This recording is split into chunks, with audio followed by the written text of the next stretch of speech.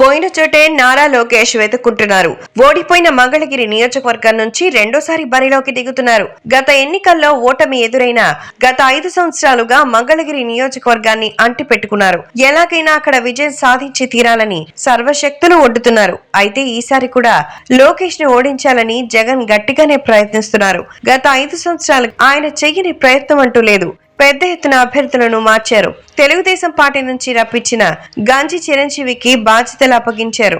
అయితే లోకేష్ ను ఢీకొట్టాలంటే అతను సరిపోరని భావించారు. చివరికి మురుగుడు లావణ్యకు టికెట్ ఇచ్చారు.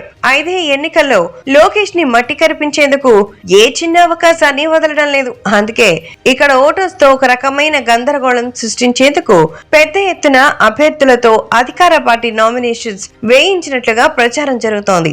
రాష్ట్రంలో ఎక్కడా లేని విధంగా లోకేష్ పోటీ చేస్తున్న మంగళగిరి నియోజకవర్గంలో ఏకంగా 65 నామినేషన్లు దాఖలవడం విశేషం. అక్కడ విపరీతమైన పోటీ ఉందని చెప్పడంతో పాటు ఓటర్స్ ని కన్ఫ్యూజ్ చేసేందుకేనని విశ్లేషకులు అభిప్రాయపడుతున్నారు. అయితే ఒక నారా లోకేష్ పోటీ చేస్తున్న మంగళగిరి నియోజకవర్గంలోనే రికార్డు స్థాయిలో నామినేషన్స్ దాఖలు కావడం విశేషం. చంద్రబాబు పోటీ చేస్తున్న కుప్పంలో 22 నామినేషన్స్ దాఖలయ్యాయి. పవన్ పోటీ చేస్తున్న పిఠాపురంలో 19, బాలకృష్ణ పోటీ చేస్తున్నటువంటి హిందూపురంలో 12 నామినేషన్స్ దాఖలయ్యాయి. మొత్తానికి చూసినట్లయితే మంగళగిరిలో ఏకంగా 6 పదులు దాటడం ప్రాధాన్యత సంతరించుకుంది. లోకేష్ ని వాళ్ళు ఏ స్థాయిలో టార్గెట్ చేసుకున్నారో అర్థమవుతోంది.